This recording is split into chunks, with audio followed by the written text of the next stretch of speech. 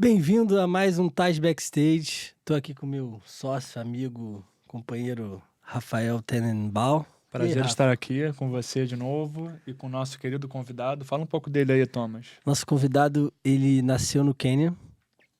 O pai dele é inglês e a mãe é americana. E o Kenny... já falei o nome dele. Ele já morou em vários países diferentes. A gente conheceu ele... Primeiro o Rafa conheceu ele quando ele veio morar no Brasil. Ele é um músico, gaitista, enfim, escritor. Tem um livro que a gente vai falar um pouco também sobre o livro dele. Cantor, compositor, professor e agora também diretor, né? Quem sabe, eu não posso falar muito, eu acho que é spoiler. Mr. Kenny Gilmore, how you doing, my friend? It's good to be here. Thank you, Thomas. Thank you, Rafa. A gente vai falar... O formato hoje vai ser um pouco diferente. Isso. O Kenny, apesar dele já entender e falar bem português, ele acaba que ele se expressa melhor em inglês. E então a gente decidiu que, por bem, seria melhor a gente falar em português e ele em inglês, porque aí vai ser mais... um pouco melhor para ele, né? Eu acho que não só por isso. Eu acho que o Kenny tem muitas histórias interessantes para contar, né, Kenny? E eu acho que ele contando da língua dele, eu acho que a gente vai conseguir buscar mais detalhes, que é o que importa, né? E aí, Kenny, o que você... Como você tá? Você tá bem? Você tá feliz? I'm happy to be here. Thank you for including me. A gente tem muitos projetos, né? Já trabalhamos um álbum, eu posso falar um pouco agora para começar, que é o Kenny Alone, né? Assim que a gente se conheceu, né? Yeah. E tem novos projetos vindo por aí, né, Kenny? Mas eu queria que você falasse um pouco de você. Quem é o Kenny, né? Tipo assim, essa pergunta assim, quem é o Kenny para você, né? Kenny Gilmore is like that guy who was born from a science teacher and a musician, and then became both. I have writers in my family, professional musicians in my family, scientists in my family, athletes in my family. Spice. My father played football for the national team in Kenya. My grandfather was a professional violinist who played with Albert Einstein. And he was also a spy in World War II and worked at the White House in the US. And worked basically personally as a mentor to Bill Clinton when he was building his career. Bill Clinton loved music as well, by the way. This is your father? My grandfather. So my father played football for Kenya. My English father. My American grandfather worked in the White House and was a mentor to Bill Clinton and knew Albert Einstein. So I had a lot of inheritance. I've inherited a lot of, interesting family history and, special heritage, which I feel like I had to do something in this life, which was, extraordinary. My grandfather said to me, his name was Gilmore, so I'm Kenny Gilmore because of my two grandfathers. One was Kenneth, that's an English grandfather, and the other was Gilmore. That's the American grandfather. And my American grandfather said, if you want to lead an extraordinary life, then do extraordinary things. So I'm trying to do extraordinary things like this album, which we're making now, the new album, Café La Esquina. I think that's an extraordinary album. And it's an extraordinary thing, the way that we've made it and the quality that we've produced over the 2 years. I'm really proud of it. So... a gente ia falar um pouco mais sobre o álbum um pouco mais para frente, né? Mas aproveitando que o Kenny já acertou nesse assunto, já vai falar já desse álbum. Como o Thomas falou, a gente já fez alguns projetos com o Kenny, já foram 2 EPs, que na verdade eram um álbum completo, e agora a gente está lançando amanhã, inclusive, amanhã, né, em relação a hoje, que é o dia da gravação, lança o primeiro single desse álbum, que se chama Tico Tímido. É uma música bem maneira que foi gravada em Cuba. E todo esse álbum tem esse conceito, né? É um álbum onde existem várias influências latinas, influência muito forte do blues, que é a música do Kenny, e influência de músicas um pouquinho influência de todos os lugares que o Kenny passou, que foram muitos. Latina, não né? só América Latina, mas também Sim. Ele é um cara cheio de histórias, já passou por tudo que é lugar na África, na América Latina, nos Estados Unidos, Inglaterra, Europa. E ele meio que até... a ideia desse álbum era condensar toda essa influência que ele ganhou ao longo de 20 anos de carreira e tentar criar uma coisa única, né? Então, fala um pouco desse álbum, vocês dois, né? Porque o Thomas produziu o álbum com Quênia. Já faz 2 anos que vocês estão nesse caminho, né? Sim. Yeah, well, I've got two things to say about that. One is that I don't consider myself to be a genius in that I never went to music school. I grew up around music because my family were musicians. My American family were musicians, and there would be string quartets in the kitchen when I was visiting at Christmas in the US, that kind of thing. But I never studied music. But I feel like my method of writing music is I experience it, and then I write about it.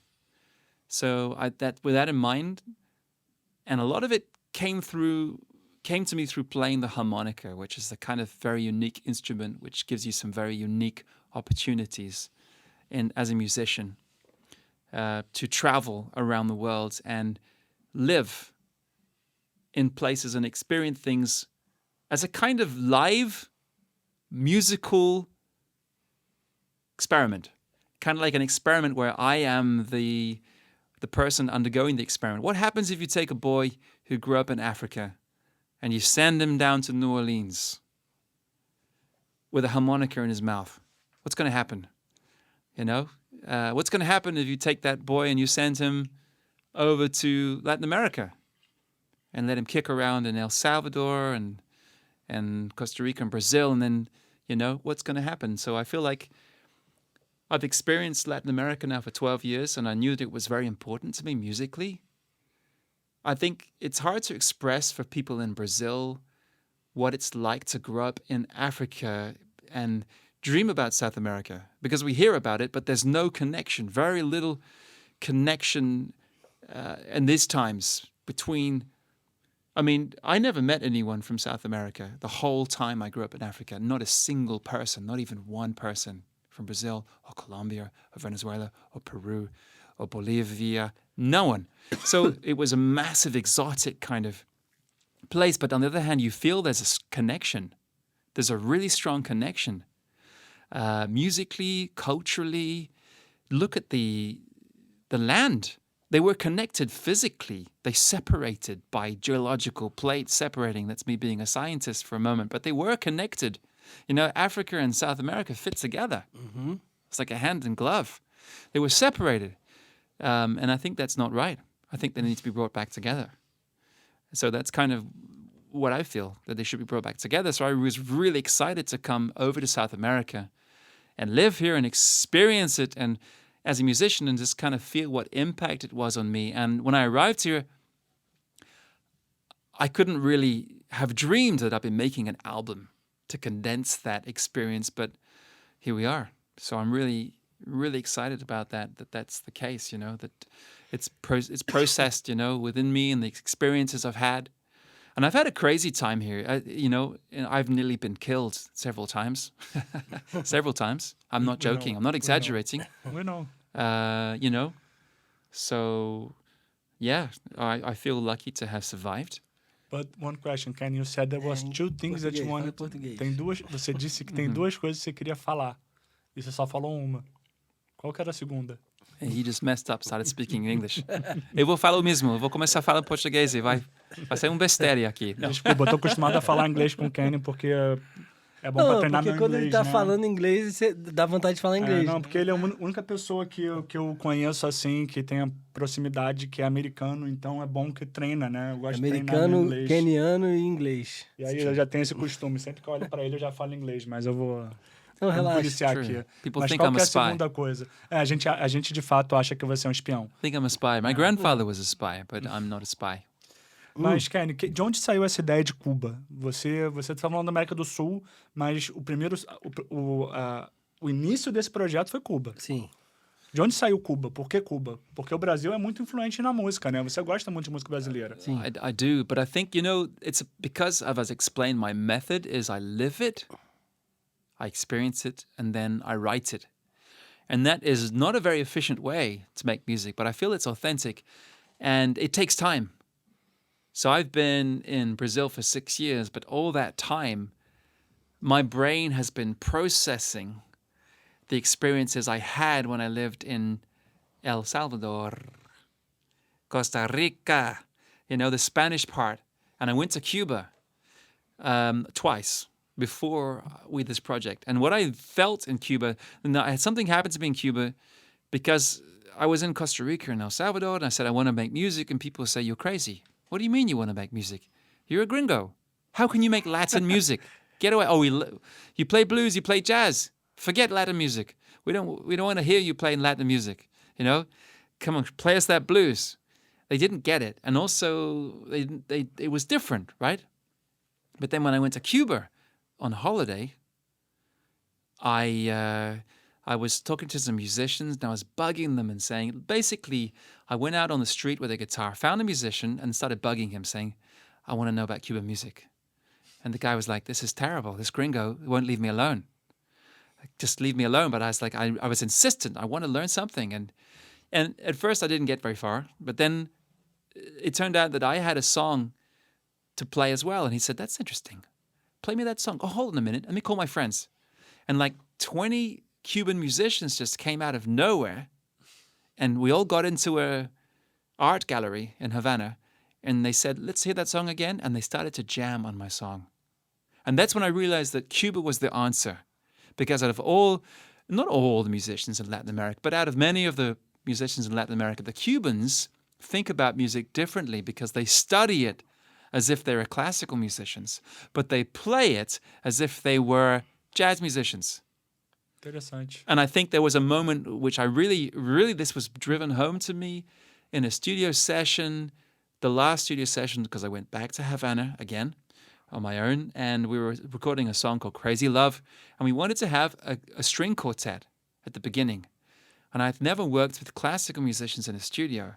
I could not imagine how it went, because they were there, classically trained, Conservatory of Havana, and the arranger said, can you play da da da da?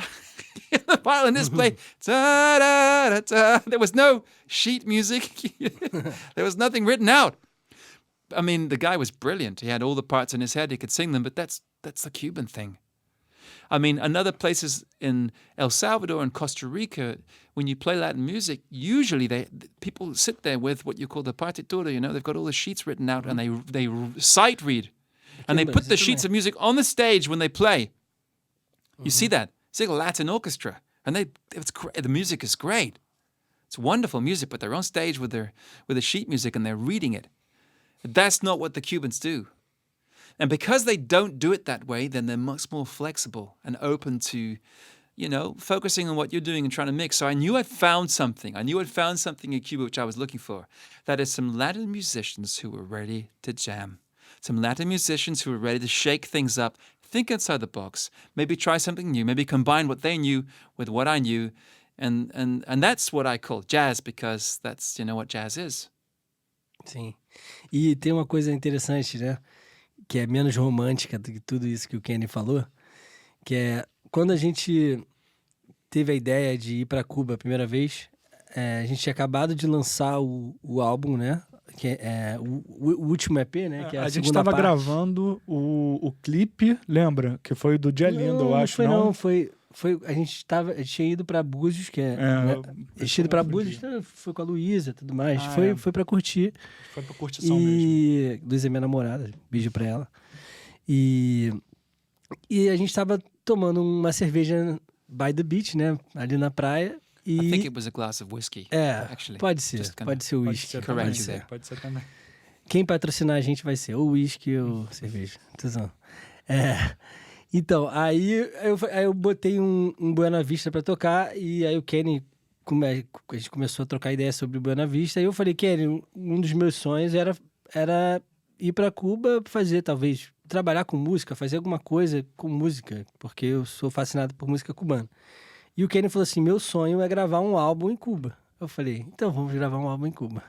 Acabou que a gente foi montando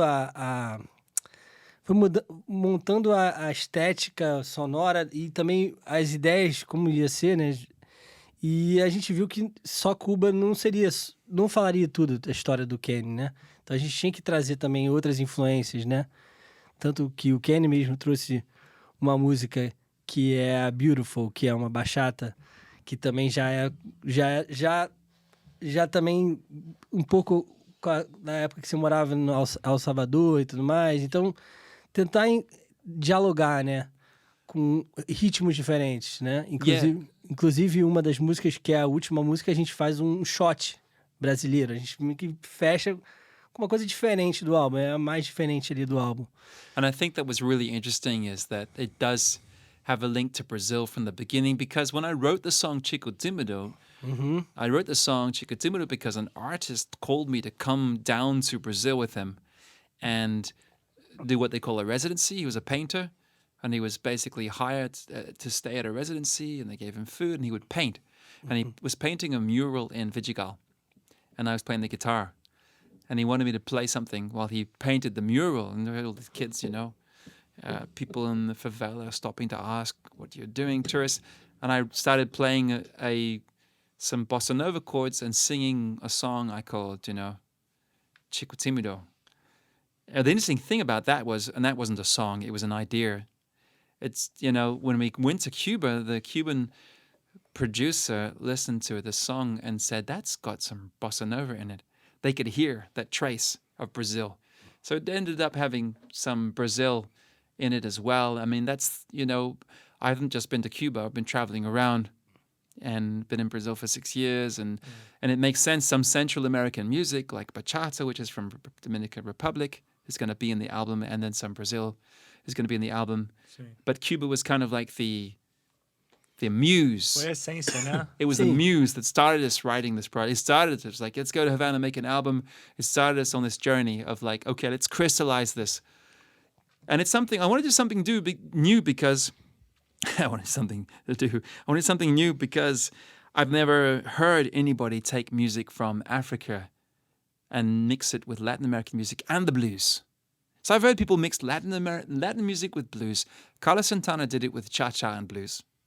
And he played with Johnny Hooker. It sounds great. Just cha-cha. He didn't do salsa, didn't do any other music. It was just cha-cha. Every single song by Carlos Santana is just cha-cha. 1, 2, ba, ba, ba. I don't know if you gentlemen dance, but you can hear it's like a 1, 2, 3, 4, 5. Ba-da-da. It's smooth. Smooth, all those songs. Maria, Maria. All the songs are cha-cha, pretty much, almost all of them.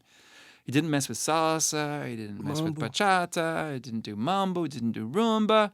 He found something and it worked, and it's beautiful, right? But that's it. So there was untouched possibilities, but then mixing it with Africa as well. That's new. Uma coisa interessante, Kenny, você falou que o Kenny tá falando vários ritmos... Sul-americanos, né? Não sul-americanos. É Latin America, né? Que é muitos da América Central, né? Sim.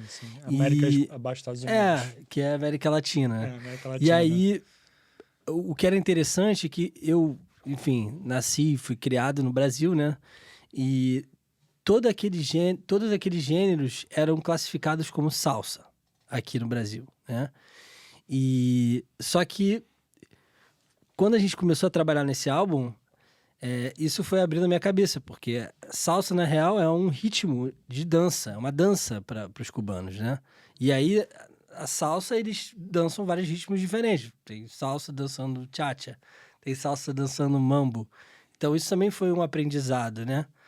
E até quando eu tô falando com uma pessoa mais... que não teve esse estudo também, né? Que a gente teve... a gente... É uma mistura de salsa com blues e um pouco também afro. Mas, ao mesmo tempo, na verdade, são vários ritmos diferentes misturado com blues e também os ritmos africanos e tudo mais.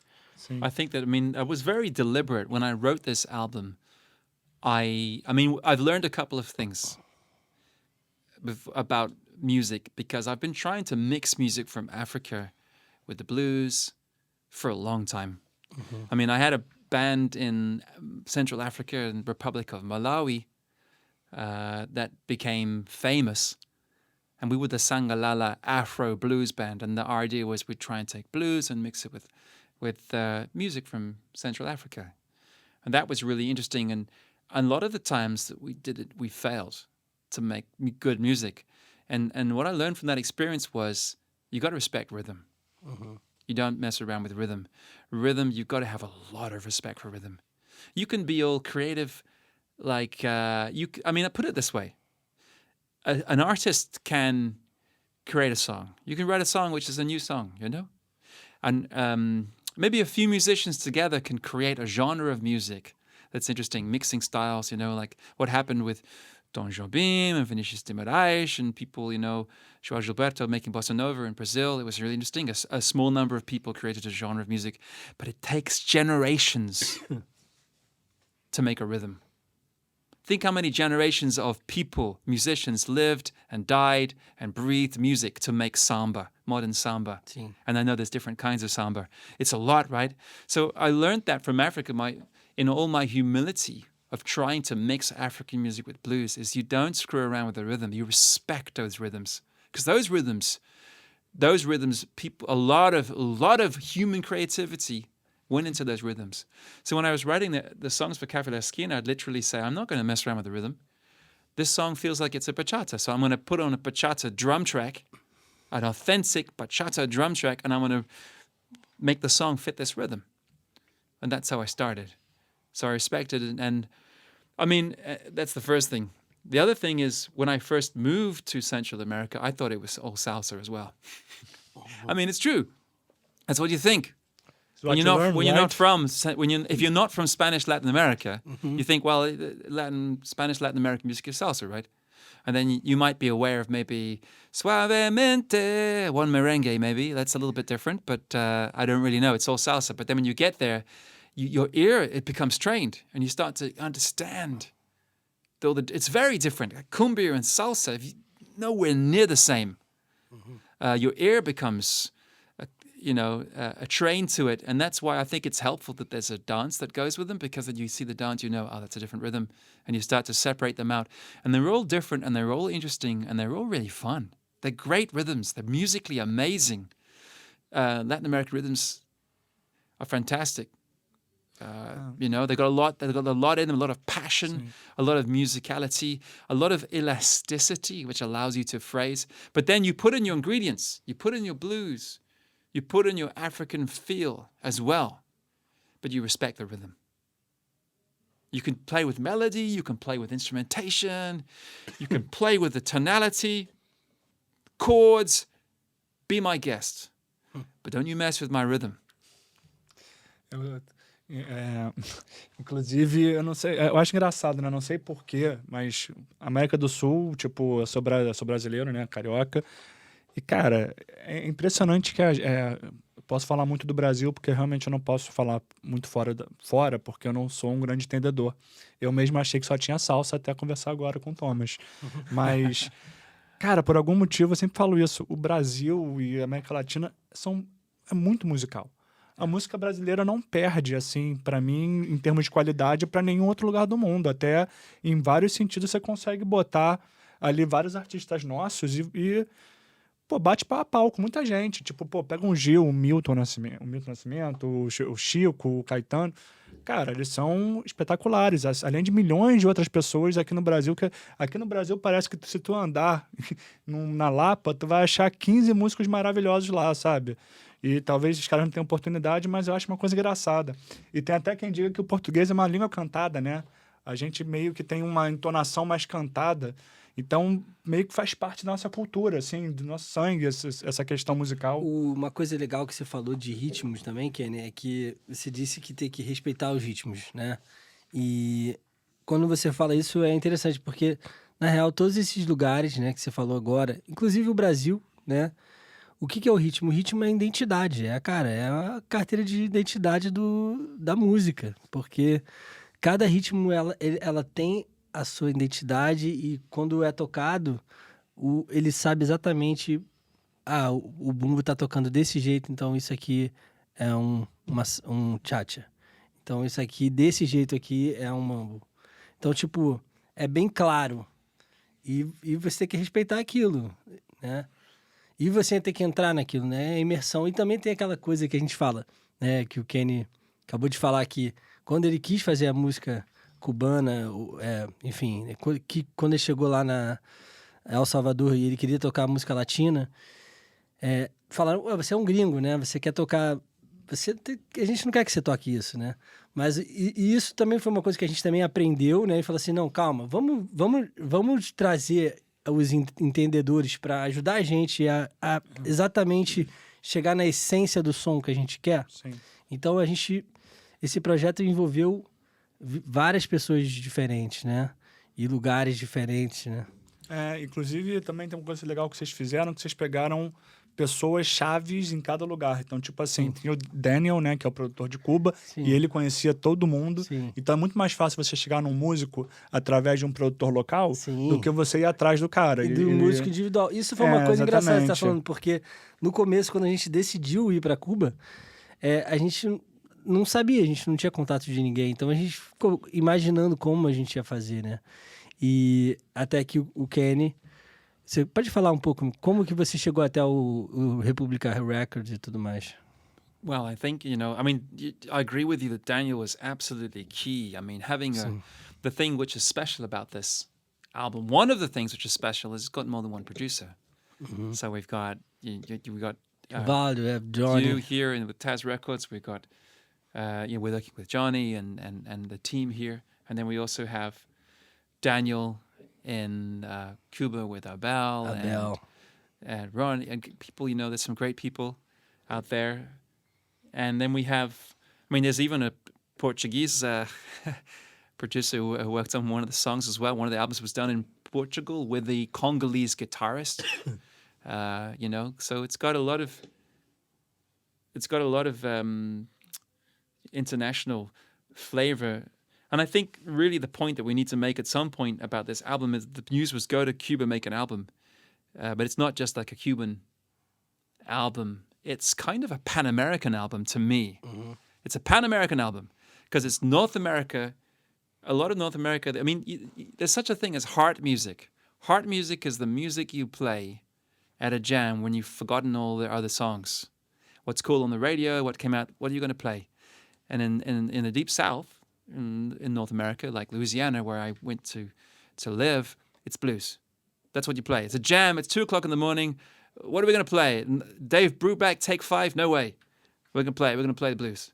Okay? And it's like that. And then there's so that's that heritage. But then you go down to Brazil and you're going to have a forró. Because that's really important. People want to dance. They want to do forró because that's very special. Festa Junina comes round.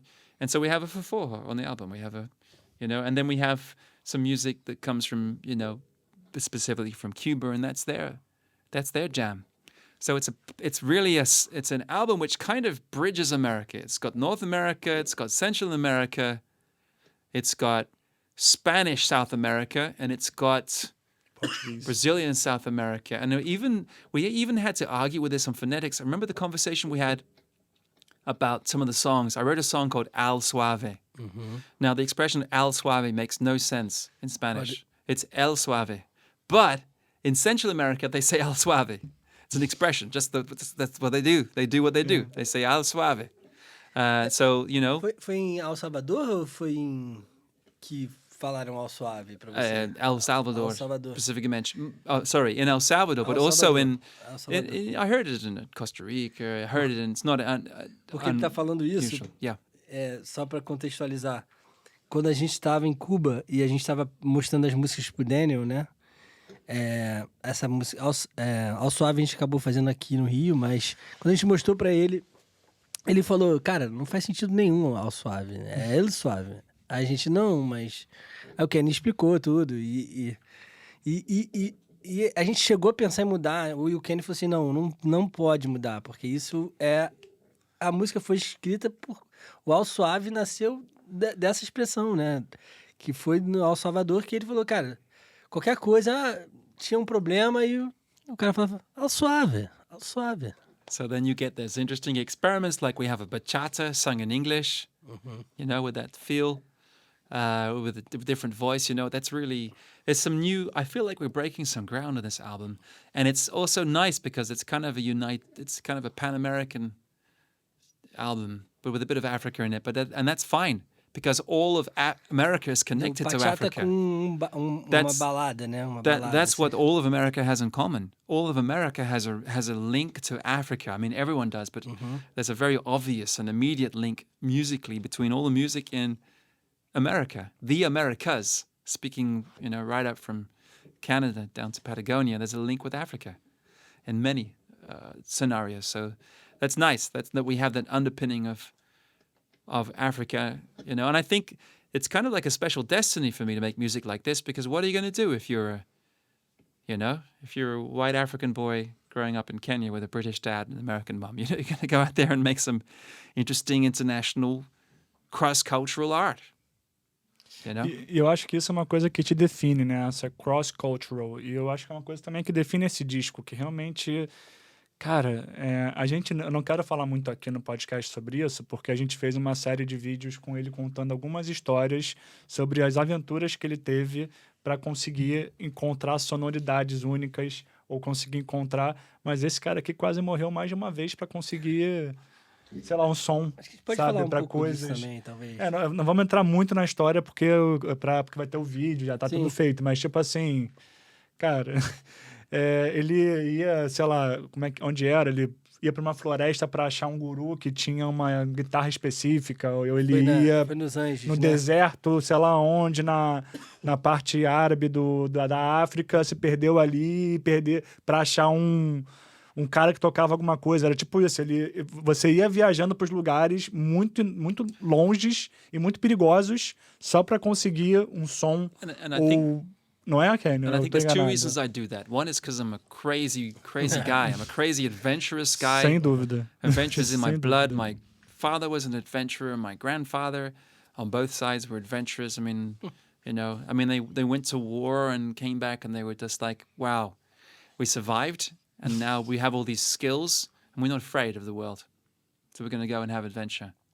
And then they passed that on to me, on both sides.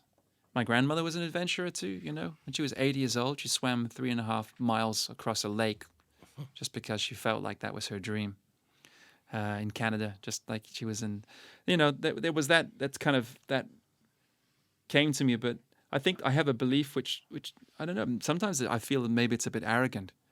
But I feel like you can't really learn to play culturally significant music, culturally specific music, by watching YouTube tutorials. And I feel like that's the idea. I mean, because I heard the blues I heard the blues first, and it blew me away. It didn't occur to me that I was going to go learn to play the blues on YouTube tutorials or by, the podcast of like, this is how you play the blues, guys. I thought that never occurred to me because I don't believe it works. I don't believe you can learn to play the blues that way. I think you have to go to the deep south. You have to go to the dirty. You got to be showing up in New Orleans. You got to, all that experience you have that happens, and then you've got to go to Mississippi and Alabama and feel that and see that and understand that and see musicians play down there and see how the audience responds and how that feels and because it's different. Like when people play the blues, and for example, they learn to play the blues on YouTube tutorials, they play the blues and they think they're playing the blues, but they're not playing the blues. Because when people play the blues, people cry. Perfect. When people play the blues, people dance. People get together. When people play the blues, people shout out things like, "Way!" They shout. None of that's happening. You're not playing the blues, and you don't know that from a YouTube tutorial. Yeah, of course. But I mean, because you can learn a lot on YouTube tutorials. I'm not knocking them; they're great. It's great to learn stuff on the internet. But one of the beliefs I have, which may be arrogant, is that if you want to learn to play a culturally powerful music, you've got to go there, and you've got to face whatever happens to you as a traveler, knowing nothing about a place, showing up there. I mean, I knew nothing about Brazil when I moved to Brazil, Rio. Knew nothing about Rio and almost got killed in my second month in Rio. I knew nothing about El Salvador. When I went to El Salvador, I spoke no Spanish. I couldn't even order food. I go into a restaurant. There's such a gringo in El Salvador. I go to a restaurant and point to the menu, and then I get a drink. And I point somewhere else, and I get another drink. I couldn't even order food, I had to go through that and learn that that's all part of it, because you see how it fits together. Because music, Sim. if you live in a place which is very musical, musical's part of culture, right? So you can't study the music and not study the culture. Yeah. You have to study them together. So you've got to go there. E até pegando o gancho do que você falou, é porque eu já conheço o Kenny há muito tempo, então já sei várias histórias dele que eu já vou aqui botando aqui. Spoiler. Como é que você aprendeu a tocar gaita? Para quem não sabe, o Kenny, ele tem vários talentos, mas eu acho que o som que mais me diferenciou um pouco dele assim foi a questão da gaita. Porque a gente há muitos compositores bons, muitos cantores bons, muitos guitarristas bons, pianistas bons, mas eu particularmente conheço pouquíssimos gaitistas, assim, gaitista do nível dele, eu só conheço ele. Então, como é que você aprendeu a tocar gaita dentro dessa ideia aí de cultura, né? Porque Well, I've written a whole book about that. Eu You sei, can just eu read sei. my book out loud. No. não, eu sei qual é a resposta, Kenny. That's É my para book, nossos The Harmonica seguidores. Diaries, or as Gaita de Sol, Gaita de which Sol. has been published here in Brazil. Gaita de Sol, The Harmonica Diaries. But the quick version was Como que acha o livro para comprar? Amazon, Amazon. Amazon or Kindle. Travessa da Rua. Travessa. Travessa da Rua has stock in hard copies, so you can order it. And I actually got a new book, which is going to come out, but I'll talk about that a bit later in another podcast maybe. But I started playing the harmonica because of an accident, basically, because I couldn't. Everything about me playing music, I mean, you've got to be clear, I actually had no plan to become a musician or write any songs or perform any music. It's not like it wasn't a dream of mine. When I grew up, I loved music. It was in me. I liked to play the piano for hours. I played concerts, classical music concerts. I loved it, but I didn't think about performing beyond that. And then I heard the blues, and it just changed me, completely changed me. And I wanted to get into it. And I wanted an instrument, and I was a kid at university, 18, 19. I couldn't afford anything. So I played the harmonica because it was really cheap. But it turned out that it just seemed to be easy for me. When I showed up in Louisiana, I'd start playing. People say, "Where do you learn to play?" I say, I didn't learn to play. I said, but you're like, it's crazy because you don't know what you're doing. You've got no clue what you're doing. You're doing it all wrong, but it sounds amazing. That's what they're saying. It's like, it sounds amazing, but you're doing it all wrong. It's like you're doing it all different. So it just kind of happened that the harmonica kind of happened to me in a different way to other instruments. It just kind of grew on me. And I became so obsessed with it that I lived by the harmonica for a little while because opportunities kept cropping up. For me, play the harmonica. They're like, wow, this guy's come and play with me. Come and play here. People walk into a bar and say, I just heard you play harmonica. I want to offer you $2,000 to move right now to Houston and join my band. Things like that.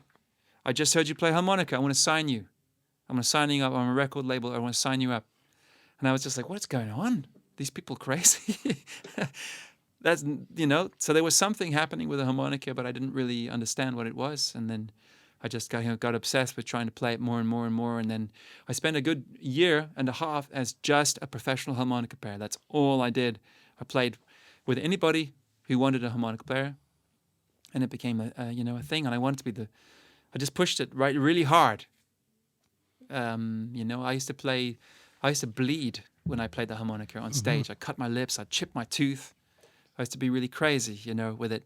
And then after a while, I suddenly realized it wasn't necessary. I was like, okay.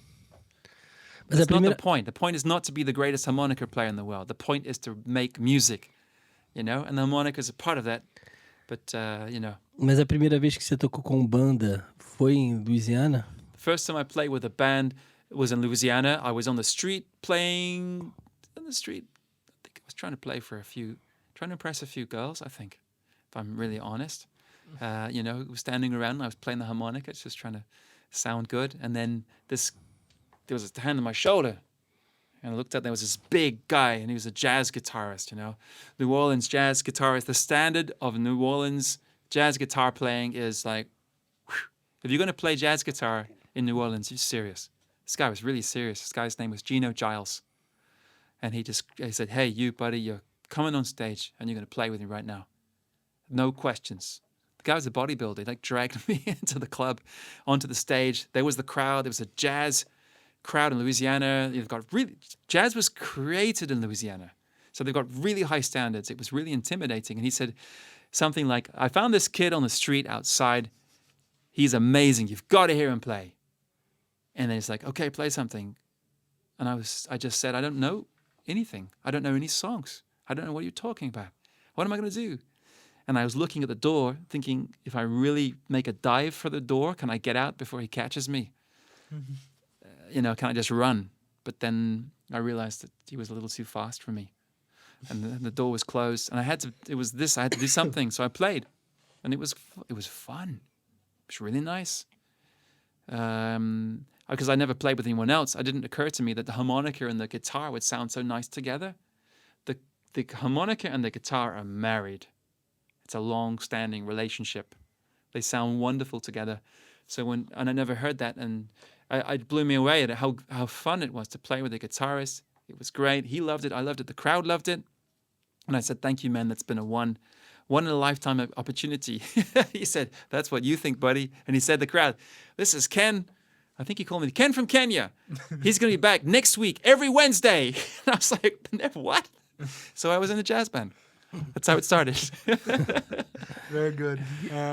Agora, continuando a partir disso, você ficou um tempo lá em Louisiana, né? Onde você realmente, como você falou, você viveu o blues em Louisiana, naquela parte mais... Jazz, né? Blues, jazz, a música americana, né? Você viveu aquilo. E aí... Mas o engraçado você teve muita oportunidade lá, mas você não fez sucesso lá. Você era conhecido localmente como um grande gaitista, mas você foi fazer sucesso no Malawi. Yeah, the thing about the US is it was actually my fault. I kept saying no. Because, it was a real surprise to me, an honest surprise that I could play the harmonica well enough that people wanted me to play with them. Professional musicians who I really respected wanted me to play for them, and people got really excited when I played the harmonica. So I wasn't ready. People would say to me, "I want to sign you." And I would say, "No." They would say, "I want to manage you." I would say, "No." People would say, "I want to pay you money to move to Austin, Texas and be in my band.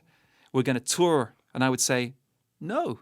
Because for me, it was just a joke. It was like, I'm playing the harmonica and crazy things are happening. And I didn't take any of it seriously at all. And it was only, and I think the reason there's another reason, partly because I was young, partly because I was surprised, but also because I hadn't really found myself, because I know now that really my dream in music is not to be a super harmonic player, My dream in music is to write songs. And I wasn't writing my own music because right, Thomas? Because I wasn't writing my own music, I wasn't that excited. I think if I was writing my own music and writing my own songs at that time, when people came to me and offered me that success, I would have said yes. But you have to find yourself. I had to go back to Africa and reconnect with the roots, Mas por que And that's Malawi? where I got successful. Because that's where I grew up. So I was born Você não cresceu no Quênia? Well, a bit of both. Tá, daí você falou, vou voltar para minhas origens e vou... Yeah. Mas, a ideia era fazer sucesso no Malawi ou a ideia era vou voltar aonde eu morei e acabou que você fez sucesso? Well, my parents lived in Kenya. It was really my father who brought me back. Malawi, sorry. They lived in Kenya, then they lived in Malawi. My parents moved to Malawi. And they called me back to Malawi. That's kind of why I went, and it was a career opportunity to work, to work in education, which is something that was new and different for me. I'd worked in music and in science. I never worked in education, so it was different for me. And then I knew Malawi. I went to school there for a while myself, so I knew it. And then when I came back, I showed up with this attitude like, okay, that was fun. I played music in Louisiana, and I don't know what I'm going to do now. And then I got bored, man. I could not make music. So I went out to a band, an African band, and I said to the bass player, "Do you want to jam?" And he said, "Yeah, let's jam." So he came to my house, we started jamming, and I said, "We got a song. Call some more musicians." So he called a whole group of Malawian musicians, and then that whole thing happened where we became a sensation in Malawi. And It was just fun. It was unexpected. We weren't trying to be a sensation. I just really missed music, and we were having fun making songs, and we had a song and dropped it in the song. We got it wrong because it went to number 2, and we had a big party, and then it went to number 1 after the party. Pra quem não sabe, né, acho legal falar um pouco disso. O Kenny, ele é muito famoso no Malawi. Ele tem sucesso lá. Tipo, ele tem empresário lá. Se ele chegar lá amanhã, ele consegue lotar não vou dizer estádio, mas consegue lotar palcos grandes lá no Malawi. E ele tem 2 músicas número 1 lá. Então, tipo, eu não sabia, eu achei muito legal ouvir isso.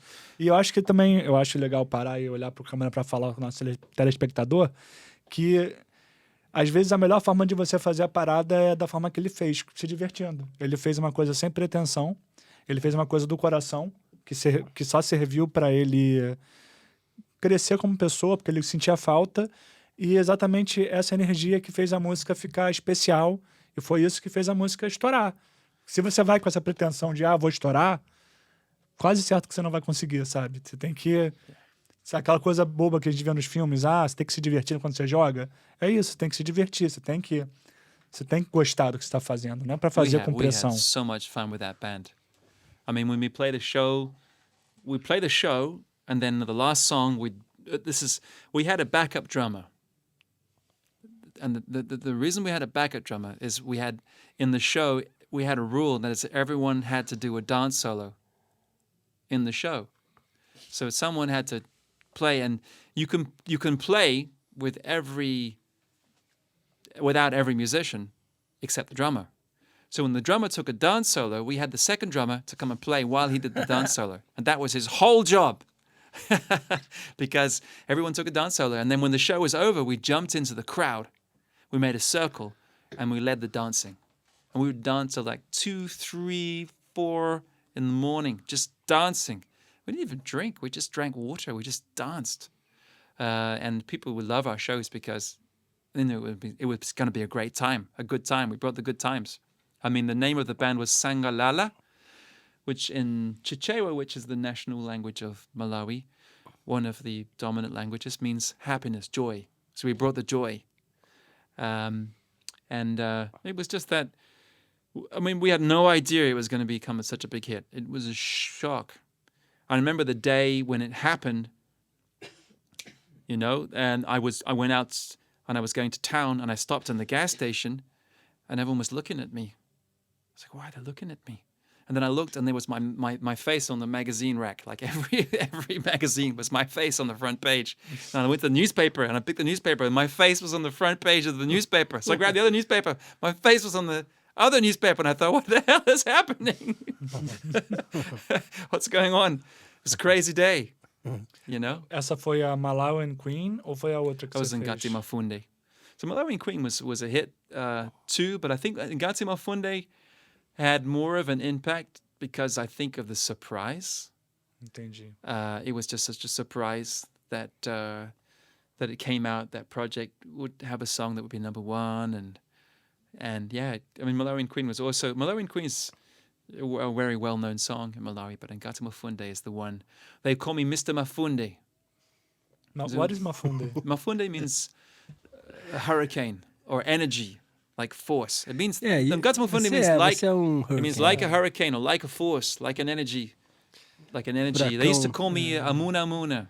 Cara, pra quem nunca foi no show do Kenny, ele de fato é um furacão. Ele faz um show... Eu sou suspeito, né? Eu gosto muito do trabalho dele.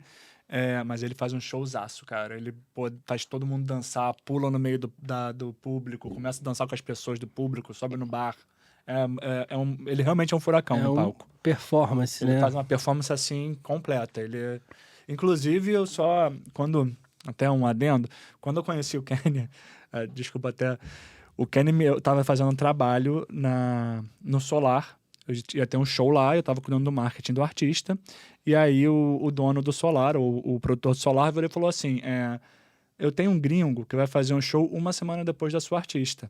Você consegue ajudar ele? Eu falei, óbvio, vou lá ver com ele quem é, e aí apareceu essa figura, né? O gringo aqui. Bicho gringo. Ele, bem no comecinho dele, tipo 2019 isso. Final de dezembro...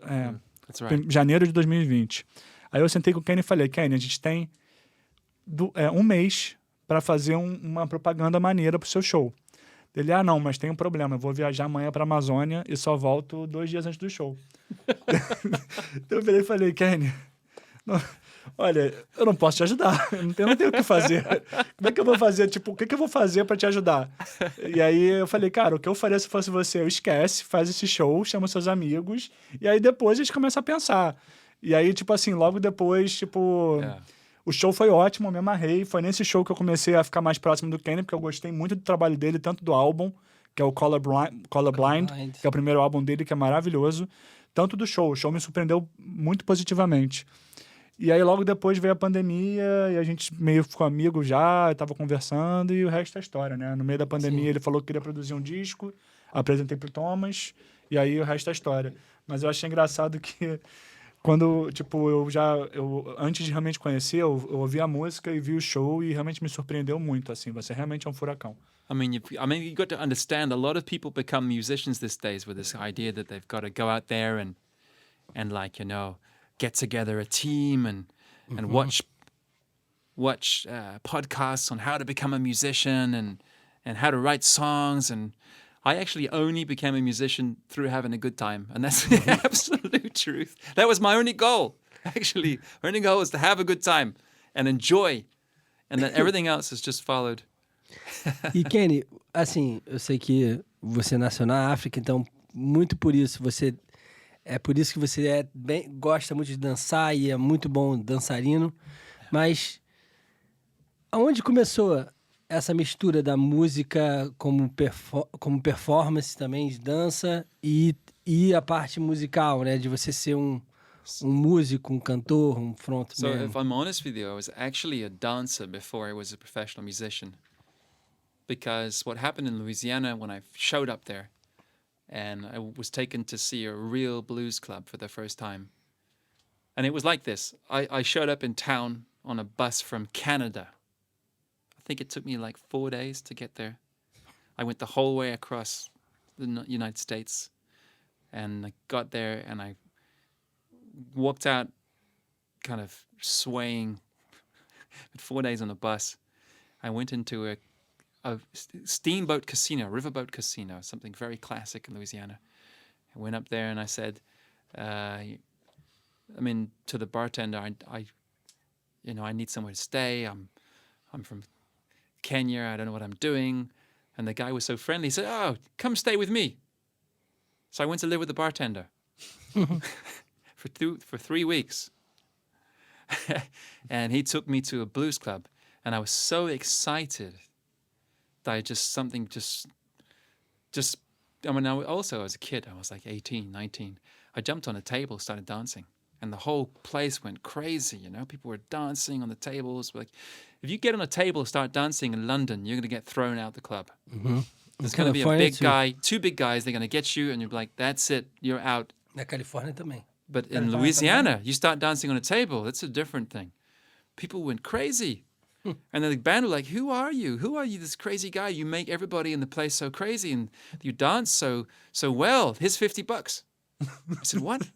What's for $50 for? It's like, no, that's for you. And I need you to come next Tuesday, please. I'm playing at this little place. And it became like a job for me to show up and dance for the crowd. But it wasn't really like proper dancing. I wasn't like, there was no choreography. There was no training. I was just, jumping around and moving in a way that felt right for the music and having a good time. But it became a demand thing. And then I get closer and closer to the stage and closer to the band dancing. And 1 minute, I'm not quite sure when, I ended up on the stage playing an instrument. So there was a progression of getting closer. So dance came first. Very cool. And then the thing is, when I went back and then Louisiana is when you play the blues in Louisiana, New Orleans particularly, they mix it all together because you got New Orleans as a cultural force. Baton Rouge is a big base of blues. People don't understand that Baton Rouge is very important. Buddy Guy was from Baton Rouge, and when I saw Buddy Guy play for the first time, it was in Baton Rouge in a small blues club. And then, so there's that. It's really important to people love music in Louisiana, and they love that It's the Acadiana, the Cajun music is very strong. I played in a Cajun band for a while just because my roommate was a Cajun musician. So I basically started playing Cajun music just because that's the music he was playing, and ended up. And now the guy's got 2 Grammys, has his own record label, has been in movies. You know, his parents, he's a famous Cajun musician. He tours the world, but they just like to have a good time. I mean, the thing about it, it's about playing music in Louisiana is about having a good time and really enjoying it. And I'll give you an example. This guy with his family, they were a famous family. They're called the Savoir family. They were playing a show in London at a nice venue, and it was packed. And I went to the bouncer. I said, "Listen, I know the family. Can I talk to them?" I was like, "Sir, I'm not sure that's going to be possible. Could you just give me your name on a card?"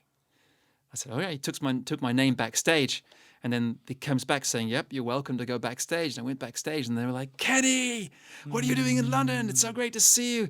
You've got to play harmonica. Have you got a harmonica?" And I said, "I've got maybe one in F." "Oh, he's got a harmonica in F. We don't have any songs in F in the show. Let's change the show. Let's change the show." And I thought, what are you doing? This is a professional gig in London. You've got these people. They changed the whole show. They changed the whole show because they wanted to have fun with me and have me play on their show. I played on every song. Every song was an F. That's Louisiana. The people want to have fun. Pra quem não conhece gaita, a gaita tem algumas gaitas, né? Mas, assim, as mais básicas, né? As básicas, tô querendo dizer, normal, assim, elas têm as chaves, né? Tipo, dó, ré, mi, fá, sol. E aí, se você for, dependendo da música, você escolhe a gaita. E tem a gaita harmônica, né? Que ela adapta com a música, né? That's right. Se você quiser falar um pouco. So you've got the diatonic, which is the one which was used for blues and rock, and it's more, and Bob Dylan played it, it's more famous. It's set in certain keys. You don't have to play in those keys, to be honest. I mean, like if a harmonica is in C, you can play it in F, C, A minor. When I started, I used to play all the songs in all the keys on one harmonica. But it's because I'd learned to bend the notes a lot. You can get most of the notes. The better you get, the more you can get all the notes. You can do it, but it's, the chromatic is the jazz one, which Stevie Wonder plays, Toots the Elements played, and that's designed to be played in any key. It's a different. So that's a different instrument, and I learned to play them both, and it's really nice to play them both. I'm going to play the chromatic harmonica on one of the songs in the new album, in Spanish Girl, and I play the diatonic, which is the blues harmonica, on the Brand New Heart. So that's that in there. But yeah, so there was that feeling. I was telling something. Qual que você tocou? Chico Tímido. Chico Tímido foi diatonic, né? Chico Tímido is diatonic. Yeah. Diatonic. That's a great. You have a salsa, and then you have a blues harmonica solo in a salsa. I've always wanted to hear someone just launch into a raunchy blues harmonica solo right in the middle of a salsa. And I did it in Louisiana. I did it in El Salvador once because I was called to play with a band. They were playing salsa on the beach, and I started, and everyone just stopped. Everyone just looks at me like, "What are you doing? That's not salsa." But they were interested. The band stopped, but the crowd were like, "What's that?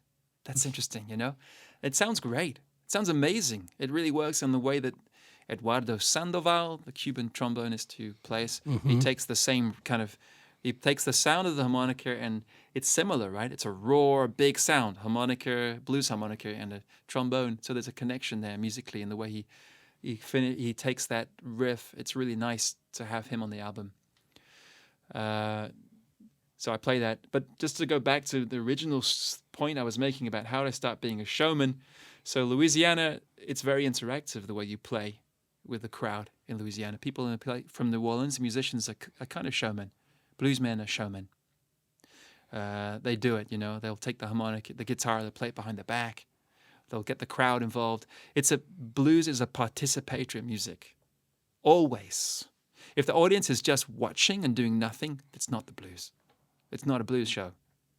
They're doing that. They're up there, they're dancing, they're calling out, they're interacting, they're feeling it, It's almost a bit like, they have this thing in the blues shows where they say, "We're going to church now." They say that because because it's blues is kind of a secular version of gospel originally. You know, they're different, but there's a link there in the way that it's felt on a spiritual level, a soul level, and people connect with it on a soul level, and that means they have to react because they're feeling it. They have to shout out something. They have to feel. So that happens.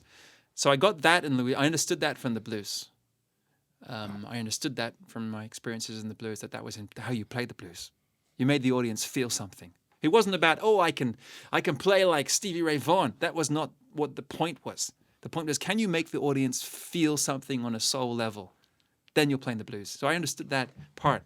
They're trying to reach the crowd. And then when I went back to Africa to play again, I played my first show, and the people said, Kenny, we love your songs, but let me tell you, we got to have more dancing, because this is Africa. And there's just music and dance. You can't separate them. You know, we don't do so let's dance.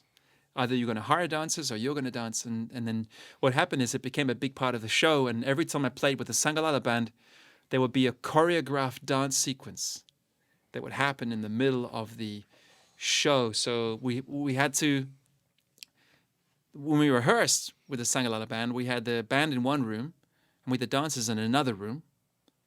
And I would come like running through to the other room, and then we'd do the choreographed dance sequence of like 15. It was a costume change, 15 minutes of choreographed dancing, and then we'd go back to the show.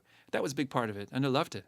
So I started to study dances from Malawi mostly, Malawian traditional dances, and bring that element into that. And it makes sense to have that. So you have that together, you know, music and dance together. It's really fun. And then now we're studying Latin music that also fits together, you know, the dance. Muito mais legal. Eu queria até perguntar, assim, aproveitando que você falou de Malawi, você ficou um tempo no Malawi.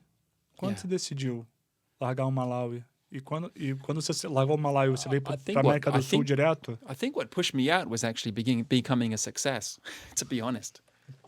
Because, I mean, não conseguia mais viver. It felt like, you know, it felt like I could have said, I'm going to stay here now. I'm set. I'm going to stay here. I'm going to make my Malawian pop music, Malawian blues, mixed music. And I'm famous, so I can keep making the songs, and it's going to be great. I'm going to have fun. It's just going to be, I'm going to represent Malawi as well in their culture, because Malawi's got some great music. And it would have been a much simpler story, but I played a show with Habib Kwate, who's a Malian musician who was like really, he's a griot. A griot is like a musical, you know, they have a troubadour in medieval Europe. Mm-hmm. Someone who's born to be a musical messenger. They travel and play music, and they use music to tell stories, to spread messages, and that's their life. They're kind of like a royal musician. They play at the court. Well, they have a griot tradition in West Africa. It's the same thing. It's like your job is you're a musician your whole life, and you kind of like royalty, but you present musical messages. Habib Kwate is one of them. And I played with him, and I showed up like pop star, you know. I'm on the radio, I'm on the TV, and I was, you know, feeling cool. And we did the show, and afterwards he played his show, and I was just like, wow, I've got so much to learn. My music is so superficial. Not that it was bad, but like the layers of understanding, the layers of musical complexity, the layers of what he had in his music. I just thought, wow, you know, I'm not satisfied with this. I need to learn. I need to be more, you know, because it's one thing, people are telling you people are telling me you're great all of a sudden, and you haven't changed. You're the same guy who woke up yesterday who was not famous, and suddenly you're famous, and there's nothing different about you. You haven't got much better. You're not 10 times better. So you don't feel like you deserve that. I didn't feel like I deserved it fully, not as much as I got. Yeah. So I felt like I wanted to leave and grow. I felt that like I needed to grow more to deserve that kind of, you know, recognition and go deeper. And I've been looking for that. And I think finding the Latin American music and bring that in was part of that. I needed that. Yeah. You know, I needed that as well. Você foi para I went to England first, actually. I went to England first, and it was great, you know. I mean, I was also, I think another band that helped me was a South African band called Freshly Ground. So if you Google Freshly Ground, they're from Cape Town, and they're pretty famous in South Africa. And, you know, got some following around the world. We were kind of similar. I was writing songs in Malawi while they were writing songs in South Africa. And I met them in a bar in Cape Town, all together, about 5 of them. And the conversation went like this, hey, I just had a number 1 hit song in Malawi, thinking they would be impressed. And they said, hey, we just had a number 1 hit song, in South Africa, and we just come back from the MTV Music Awards in New York. I was just like, oh, Sorry about it. oh, okay. It put me in my place. But I thought, wow, like the world is big. Why just try and be successful in one country when there's so much interesting stuff out there to go and explore and absorb and to travel and learn about music and try and make interesting music and to have a great time, to me, is so much more attractive than trying to be famous. It's so much more interesting. It's so much more rewarding. Because that short time that I had when I was like ridiculously famous in Malawi, in that country, it wasn't all great, It wasn't. It was like you go to a party and then everyone wants to take a photo with you, which is not fun. I don't like taking a photo with everyone. It's just that those kinds of things. It's not that it's bad. It's also nice. It was fun being on TV, fun being on the radio. It was fun having interviews, talking to people, and meeting, being, culturally. It was a chance to reach out and touch a nation, and I was honored by that. I was honored by that. I am still honored by that. I'm grateful to Malawi for that honor, and I still feel I'm a friend of Malawi. I still belong to Malawi in that way, but it's not really what I was in this game for. Of course. It's in this game for, and I think that I chose the other path. So that if I become a successfully international famous musician, that's not really the point. Though it happens, it's good, but the point is to make this great music.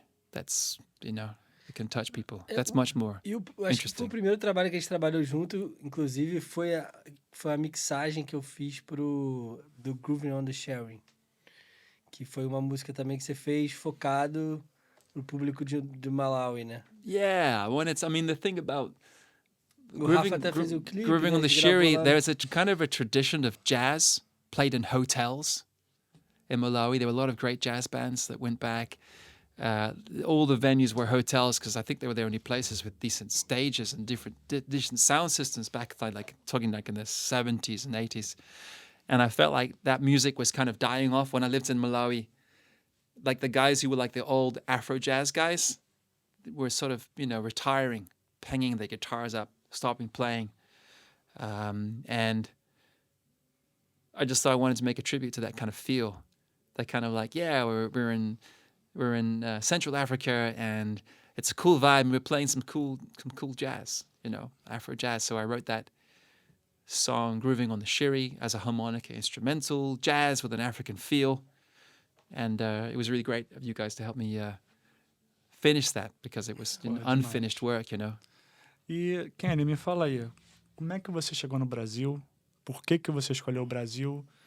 O que fez você ficar tanto tempo aqui? Você que é um nômade, um cara que está sempre em vários lugares. E fala um pouco sobre a sua experiência de um gringo no Brasil. So Brazil is famous for music. If you don't know Brazil, if you've never been to Brazil, and I'd never been to Brazil, you know the girl from Ipanema. That's even famous in Malawi, right? You know bossa nova, you know about this music in Brazil, you may have heard samba. So I knew it was a really musical country. In fact, you know that there's 2 countries in South America which are all the countries are musical, right? South America is musical, but there's 2 countries on another level of music, in that the people feel the music in their blood and they love music, support, and the musicians are just really fantastic, and that's Brazil and Colombia. So I was interested already because of the music before I'd been to Brazil. And I was in El Salvador, and I had a guitar teacher who came to my house once a week, and we just explored. We sat in the garden, drank tea, and we just played music from anywhere in Latin America, and just tried to understand it. And a lot of Brazilian stuff kept coming up because it's based on the guitar. So not all music's based on the guitar. A lot of music in Brazil is based on the guitar. And that meant that it fit what we were doing. And I noticed that and I thought, wow, that's interesting. I play the guitar. A lot of music from Brazil is based on the guitar. Sounds great. And I started to get curious. So I decided to come down here and hang out in Rio, Sao Paulo and Rio, when I was on the beach in Copacabana. And it was midnight. I think it was like, this is like maybe like 14, 15 years ago. It was midnight and the fireworks went off. And what I do, I pulled out a harmonica and I played like a little harmonica solo. I think I played that song by Michael Taylor. I sit to pego, that, you know, that song on the harmonica, which was very famous at the time everywhere. And I just played the riff, that little riff, which is on the accordion. The people knew it. And I think I was hugged by like 800 people in 2 minutes. All these Brazilians were like, why? And the response was massive. And I thought, wow, that's amazing, you know? People love music like I thought they did. And then another thing that happened, I went to see Caetano Veloso play. And he played, and I don't think he played with his family, his sons, which are amazing. But the thing that really impressed me was the concert room was silent to hear a guy sit and play the acoustic guitar. And I don't think that's happened in Europe and North America since Bob Dylan was playing his first shows before he went electric. I mean, everywhere else, you got to have sound. You got to be noisy. Doesn't matter who you are. Madonna, you got to make some sound. People are not going to listen in silence. So there's a thing, wow, there's a respect for music in Brazil too. Someone like Caetano Veloso will play and people will listen. And they'll all listen. Doesn't matter how many people. And so I knew there was something special about the way that Brazilians responded to music, you know, that was interested in me as well. So I thought to myself, I've got to come down here and figure out more. What's going on? And like, for me, you know how we said, yeah, as a Brazilian, you said, you know, everything coming from Spanish Latin America is just salsa. So when I first came to Brazil, everything coming from Brazil was just MPB. Bossa Nova. Not even MPB, Bossa Nova. It's just Bossa Nova. Bossa Nova. Michael Taylor, Bossa Nova, right?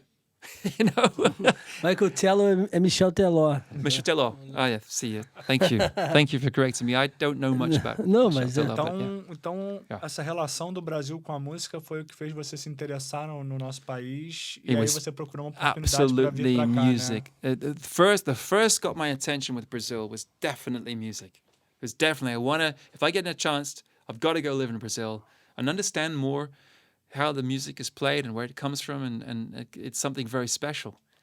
I think Brazilians have something very special here. It's the way that people love, treasure, cherish, celebrate, compose, and perform music in Brazil is something that Brazilians should be proud of. It's amazing.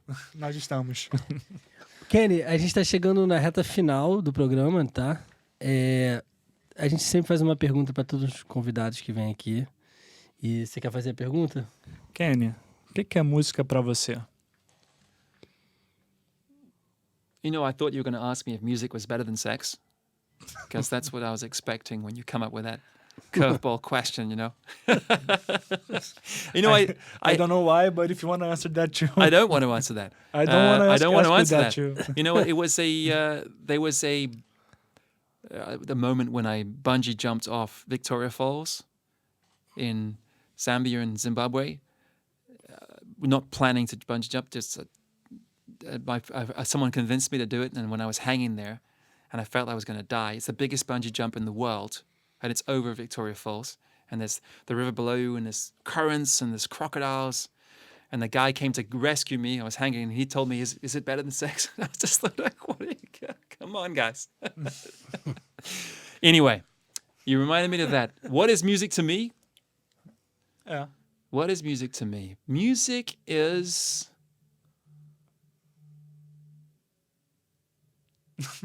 Hold on. Music is like, I mean, first of all, you can say some things which other people have said well, and I resonate with, like it's a language of the soul, like it's magic, Like Paul McCartney said that music is magic. It doesn't make sense. It's just pitches and tones and rhythms and mathematical frequencies, but it touches you so deeply, so it's magic. It makes sense. It's the language of the soul. But I think from what I would add to that, from my own sort of personal perspective, is I think it's human glue. That's what it sticks us together. That's what I can take people that would not really be in a room together and not really be able to relate to each other. But then you can use music to glue them together. That's it. They're both there, you know? Very good. And I think that's musical. It's human glue. Ótimo. Gostei dessa resposta, cara. E no final do programa, Kenny, a gente costuma sempre dar um espaço para alguém, no caso, se alguém hoje é o Lucas, para fazer uma pergunta especial para você. Lucas, se tiver uma pergunta, ou Dudu, vocês têm? Eu tô aqui. O Rafa, o Rafa é o outro convidado. Tá aqui, o outro convidado, isso. Se tiverem, só falar. Ele tá vindo aí, vai ser o Lucas. Aqui, não? É melhor mutar, sim.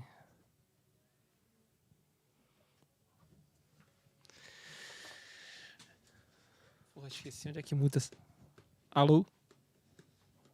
Who's coming with the Alô, question? alô. Yes, he's Has he coming. prepared this question? Não, acho que é espontâneo. Spontaneous Fala, question. Kenny. Fala, Lucas. Come and join us. Então, queria voltar ao assunto do álbum, porque eu acho que é um álbum muito, muito bom. Eu tenho a minha Me música too. preferida, que é... Não vou falar ainda, mas eu gostaria de saber qual é a sua música preferida do álbum que vocês fizeram. Ih, difícil. Wow. Sacanagem, hein, That's Lucas? what a question, É que nem Lucas. perguntar qual que é o filho favorito, né, cara? Porra. That hit me from behind. It's a dirty question. Não, pode falar então as 3 favoritas. Não, ele vai responder qual é a favorita então dele, beleza, tá? beleza. So Não, it's o interesting. que você achar melhor, Kenny? I think it evolves from me. It evolves. I mean, first it was definitely Chico Timido because it's so amazing. It just explodes in your ears. It explodes in your heart. It makes you feel great. And it's everything. It tells the story of this album about how you're going to take something, go to Cuba and make some really great music with Cuban musicians that are authentically Cuban, but then bring with you who you are. Bring some Brazil, bring some Africa, bring some blues. It tells the whole story, and it's so fun. And we got Eduardo Sandoval playing the trombone. It sounds amazing. So definitely for a long time it was Chico Timido. But I think as we've progressed with the album, I started to feel like just for being, it's so hard on the sleeve. For me, I think as a song, not as a musical production, but as a song I've written, which is deeply meaningful to me, I think Beautiful, for me, is the most personally meaningful. I mean, the song, maybe not the musical production, maybe not the sound, but just kind of like what the song means to me when I wrote it. That one goes very deep with me. So I think that you know, that's very, very strong. And there's so many other songs which are amazing, but I also like, you know, I love the way that it finishes with Brand New Heart. That's such a song you can listen to at the end of any album, I think. It's just fun. It's like, it's a great final song. It's different. It calls you in. It just takes you on a really sweet little journey. It's so much fun. I mean, I think I could listen to that one. If I had one I had to listen to all day, it probably would be Brand New Heart. Pô, legal. Então, a favorita é... Não, achei legal. Eu, particularmente, não escolhi uma favorita ainda, porque eu não ouvi o álbum todo da forma que eu gostaria de ouvir. Eu ouvi, só que eu quero ouvir no Spotify, terminado, masterizado. Eu odeio ouvir música não completa, porque eu não consigo dar opinião, porque não tá completa. Mas o álbum tá muito maneiro. Tem mais uma pergunta? É isso? Então, o Rafa, nosso convidado, que veio assistir o podcast, vai fazer uma pergunta para você. Chega aí. Boa noite a todos, Thomas, Rafael, Kenny. Bom, prestando bastante atenção na entrevista que vocês fizeram com o Kenny, creio que me surgiu bastante uma curiosidade bem grande de todos os países que você passou e aprendeu bastante sobre a cultura e principalmente sobre a música, que é o que você gosta de fazer e trabalhar com. Qual foi o país que mais te chamou atenção no seu ritmo próprio, na sua cultura ligada à música que eles próprios fazem? Qual que mais te chamou atenção, que dá vontade de você voltar, de continuar produzindo talvez sobre o ritmo do local e tudo mais? Good question. Good question. So I think when you say vontade de voltar, I've got to think about country that I've left, which is I can't say Brazil. But Yet. You know, but you know that when I do leave Brazil, I'll be coming back. And that will be very much because I want to make an album in the future with some more Brazilian music, you know, and I'm not going to reveal any more because let's keep our secrets until we're ready for that. So that can be a secret for the future, just a little hint there. I think that a place I feel at the moment that there's two places I feel like I really need to go back to. I really need to reconnect with, and it's kind of bothering me. One is, there's three. One is Kenya, where I was born, which has great music. And another is Malawi, which I've made a lifelong connection with and which I owe a lot to. And because of what happened there. And the other is Louisiana, because I feel like, the blues, and that was really what turned me into a musician. I became a musician because of Louisiana. It turned me into a musician and gave me kind of my philosophy. My philosophy of playing music is like a Louisiana musician. I play not to be famous. I play not to try and be a big sensation. I play to have fun, and I play to make other people have fun. And that's the way they play music in Louisiana. So I think, I guess I kind of cheated. I used three, right? Não, mas eu acho que Louisiana foi uma boa resposta. Inclusive, quando você for para Louisiana, me chama, que eu sempre quis ir para Louisiana. É um lugar que eu particularmente sonho em ir um dia com alguém. Então, chegamos ao fim, né? Você quer falar mais alguma coisa, Kenny? Tem mais alguma observação? Eu acho que você terminou bem agora falando de Louisiana, sobre... Sim. Yeah, I guess no. I've had a great time. Vocês todos falaram da música preferida, eu também quero falar um pouco da música preferida. Cara, eu também não tenho música preferida, igual o Rafa, não tenho uma música preferida, até porque como eu me envolvi no projeto, né, por completo, é difícil, né, escolher uma música preferida. Mas, assim, músicas que me impressionou muito foi Crazy Love, né, que eu não participei diretamente dela, mas indiretamente. And that one's not ready to be judged yet. We can't really judge Crazy Love. It's like a secret, não pode porque weapon. Tem mais surpresa vindo aí tem e mais tal. surpresas. Mas é uma música que me impressionou muito, tipo, eu não esperava. E o Chico Tímido, quando a gente estava em Cuba, a gente tinha que escolher uma música pra gente fazer, né, no começo. E o Kenny tá de prova. Eu falei, Kenny, tem que ser de Chico Tímido. Chico Tímido, ela é uma música diferente, eu falei isso. E o Kenny falou, verdade. A gente, Crazy Love era uma das músicas também, Ao Suave era uma das músicas, estava na dúvida. E eu fui um dos que votei no Chico Tímido e tenho muito orgulho disso. E, entre outras músicas, tem duas músicas que eu toquei o baixo, né? Que é Ao Suave e Woman in the Blue Dress, que também é especial pra mim, por eu ter tocado baixo e tal. Mas o Mi Canción, que é nosso próximo single depois do Chico Tímido, também foi incrível, porque a gente conseguiu juntar vários músicos da cena do jazz, MPB, bossa nova do Rio de Janeiro, e a gente trouxe várias lendas e conseguiu um resultado incrível. E com o arranjo do Yuval Ben-Lior, então foi incrível. O Yuval é sinistro mesmo. Kenny, muito obrigado por ter vindo. É um prazer ter você aqui. Eu tô vendo o Kenny toda semana já há mó tempão. Valeu, amigo. Muito bom te ver. Eu vou dar as palavras finais, já que você abriu o programa. Obrigado por ter ficado com a gente até aqui. Espero que vocês tenham gostado. A gente está lançando nesse momento de 2 semanas. É um podcast. Foi um prazer enorme falar com o Kenny. Ele é um grande amigo nosso e um músico que eu admiro muito. A gente vai dar um presente pro Kenny, né? Mas Em breve a gente em vai breve dar um bonezinho. Acabou de lançar também. Kenny, acabamos de lançar, se você tá interessado nas nossas linhas. Só- Temos no boné preto também, que é Só em falar outro com a formato. gente. A camisa também nova.